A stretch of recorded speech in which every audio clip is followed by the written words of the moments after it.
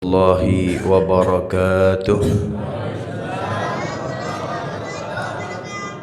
الحمد لله رب العالمين وبه نستعين على أمور الدنيا والدين والصلاة والسلام على أشرف الأنبياء والمرسلين سيدنا محمد وعلى آله وصحبه أجمعين. رب اشرح لي صدري ويسر لي أمري واحلل عقدة من لساني يفقهوا قولي. أما بعد. Para hadirin dan hadirat, para guru, para asatidzah, para orang tua, para sepuh, Ustaz Haji Munir,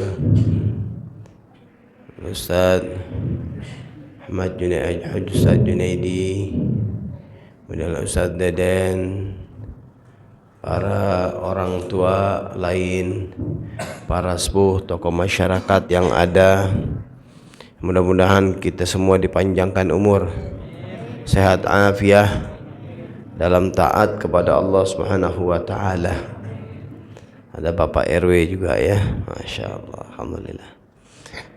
Hadirin, kita ini yang pertama bersyukur kepada Allah. Allah Subhanahu wa taala pertemukan kembali dengan bulan Ramadan. Karena banyak saudara kita belum ketemu bulan Ramadan sudah kembali dipanggil oleh Allah. Berarti kita sekarang dipilih. Tahun ini kembali dipilih untuk beribadah kepada Allah. Namun kita pahami bahwa ibadah ini adalah jembatan, wasilah, pelantara. Yang tujuan daripada ibadah ini untuk menuju kepada satu titik. Semua kita berjalan kepada satu titik itu. Apa? Keridhaan Allah. Karena ada yang ibadah, banyak ibadah, tapi akhirnya nggak dapat keridhaan Allah. Bahkan orang makhluk itu terlaknat, yaitu iblis. Itu iblis dikatakan tidak ada tempat di sorga kecuali iblis sudah ibadah kepada Allah.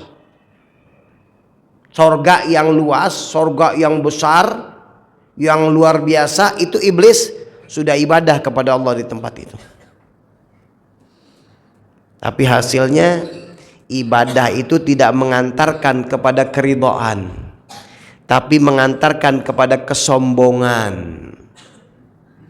Ketika Allah perintah untuk sujud kepada Nabi Adam, aba wastakbar, menolak dan sombong, gak mau. Nah, ibadah yang kayak begini nih ibadah, tapi tidak bisa menjadi sebab untuk mendapat keridhaan Allah. Padahal tujuan dari ibadah dapat keridhaan Allah, dapat kedekatan kepada Allah. Sesuai dengan penciptaan kita, wa ma khalaqtul jinna wal insa illa liya'budun. Tidaklah Allah ciptakan jin dan manusia kecuali untuk ibadah kepadaku, liya'budun, untuk menyembah kepadaku. Dalam tafsir dari maksud daripada ibadah ini apa? Ya'rifun, maksudnya adalah kenal kepadaku. Bukan ibadah saja, tapi ibadah ini jembatan menyampaikan untuk bisa kenal kepada Allah. Atau dalam bahasa tasawufnya ma'rifah kepada Allah. Orang kalau udah kenal namanya ma'rifah. Itu ibadah kepada Allah. Udah enggak kayak diperbudak, enggak. Ibadah jalanin traweh enggak jadi beban, enggak. Bahkan jadi nikmat. Jadi indah. Teringat saya punya guru Habib Zain bin Ibrahim bin Smith, hafizahullah, itu kalau dulu di Masjid Nabawi itu sholat taraweh 20 rakaat. Udah satu rakaatnya aja udah lama banget. Orang menyelesaikannya aja udah 1 juz lebih. Itu berapa jam itu sholat tarawih? Kita tadi berapa nih? Paling setengah jam mana ada kali? Hah? Kurang lebih lah ya. Setengah jam atau 2, 3, 40 menit misalnya. Di sana bisa sampai 2 jam lebih. Ya, itu kaki luar biasa. Tapi subhanallah, saya punya guru di sana, begitu juga saya lihat banyak para ulama itu selesai taraweh apa sholat selesai nyambung lagi, terus lagi start lagi sholat lagi. Ada sholat witirnya lah dipanjangin lagi jadi 11, ada sholat ini sholat itu macam-macam. Apalagi pendapat daripada penduduk Madinah itu sholat taraweh bisa sampai 36 rakaat. Masya Allah. Tuh nggak jenuh tuh, nggak bosen, nggak pegel, nggak jadi beban. Kenapa? Tahu bahwa ini yang dilakukan ini jembatan aja untuk mencapai satu titik, yaitu keridhaan Allah. Kalau udah dapat keridhaan Allah, kalau udah dapat kenikmatan dari Allah, kenal kepada Allah, ibadahnya itu nikmat. Tapi itu perlu dengan pertama kesadaran diri kita. Yang kita lakukan nih tarawih ini, tunggang tungging ini, tarawih ini bukan sekedar sholat begini saja, bukan. Ini ngumpulin power, poin-poin kita lagi ngumpulin nih untuk terus menambah power sampai masuk dalam diri kita yakin, masuk dalam diri kita ini kekuatan iman, kekuatan yakin, sampai nanti terbuka oleh Allah, sampai ibadah tuh nikmat, nyaman. Itu dia. Ini ibadah ada nikmatnya, ada lezatnya. Prosesnya tambah sulit, tambah capek, tambah cepat. Proses untuk sampai ke situ, tambah kita sulit, tambah kita capek, tambah kita cepat untuk sampai. Seperti di bawah tanah, kita tahu di situ misalnya ada emas. Dalam jarak misalnya katakanlah jarak 5 meter. Kalau kita gali sehari sepacul aja, sehari sepacul, ya nyampe. Tapi beda dengan orang yang ngegalinya sehari semeter langsung. Sehari udah serius gali itu semeter, 2 hari 5 hari sampai. Kalau sepacul kadang-kadang hujan keuruk lagi, gali lagi, ya. Atau kadang-kadang udah umur duluan nggak sampai. Ini kesan ibadah yang kita lakukan, ini ada sesuatu yang memang kalau kita lakukan dengan serius, itu akan datang dibukakan di hati kita rasa nikmat ibadah. Nggak ada aja juga dicari, nggak ada juga dicari. Makanya ada satu perkataan, ya, siapa orang gembira aja dengan masuknya bulan Ramadan, itu Allah haramkan jasadnya dari neraka. Gembira dalam arti kata satu paket. Kegembiraan dengan menyambutnya dengan hati yang riang, ini menunjukkan merupakan satu keimanan, merupakan ciri orang ini adalah orang yang penuh dengan keyakinan kepada Allah yang baik. Maka orang-orang ciri itu adalah orang-orang yang memang orang yang dijauhkan dari api neraka. Makanya ketika Allah Subhanahu wa taala berikan hidangan kita dari kumpulan poin-poin ini, Allah kasih sekalian kita bonus. Tuh datang poin bulan Ramadan. Ngegarap satu pacul hasilnya adalah 1 meter. Masya Allah, kan luar biasa.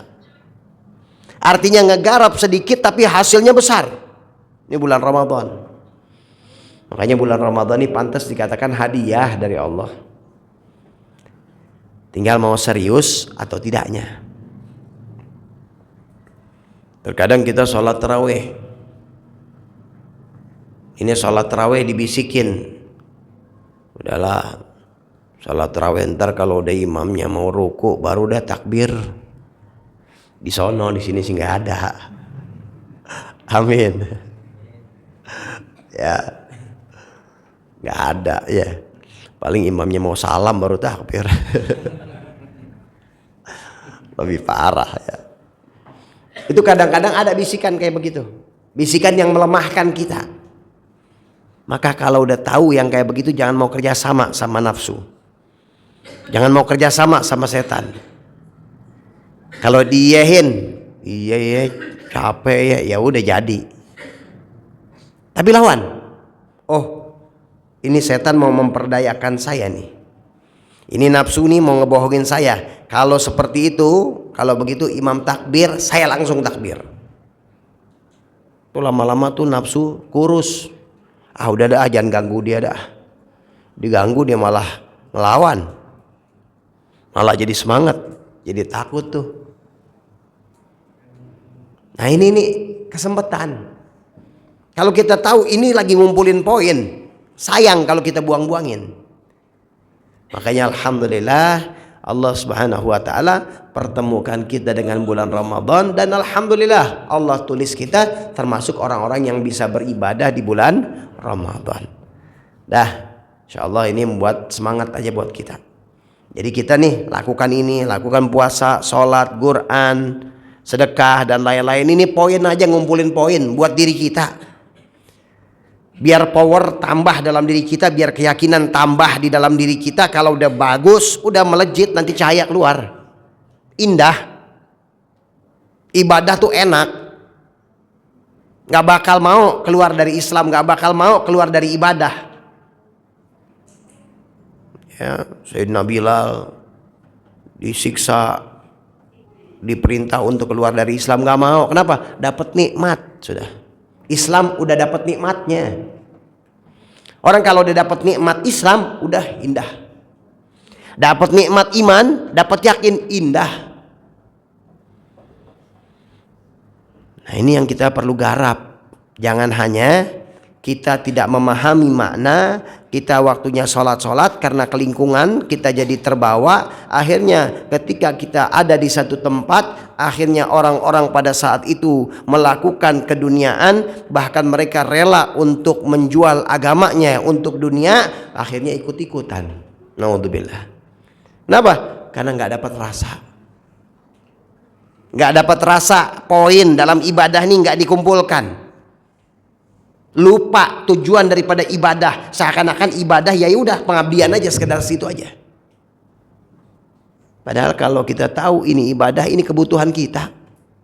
Jasad kita ini perlu ibadah, rohani kita perlu ibadah. Mudah-mudahan Allah bukakan hati kita, Allah terangkan hati kita, Allah bukakan semangat buat kita, anak-anak muda terutama juga. Ya kalau orang-orang tua udah jelas deh, Masya Allah. Ya udah pantas banget kalau ibadah. Ya udah banyak teguran, rasa sakit, rasa ini, uban dan lain-lainnya udah banyak dah kalau orang tua. Ini anak-anak muda nih. Ya mudah-mudahan menjadi pejuang-pejuangnya Nabi Muhammad SAW. Ya menjadi penerus-penerus. Sebagaimana para sahabat, banyakkan mereka adalah anak-anak muda. Mereka banyak umurnya di bawah Nabi Muhammad SAW. Ya punya semangat besar. Mudah-mudahan Allah Subhanahu wa taala bukakan buat kita, anak-anak kita, ya turunan kita semuanya, Allah berikan kebaikan, Allah jaga dunia akhirat, amin ya rabbal alamin. Hadza wal afu minkum. Assalamualaikum warahmatullahi wabarakatuh.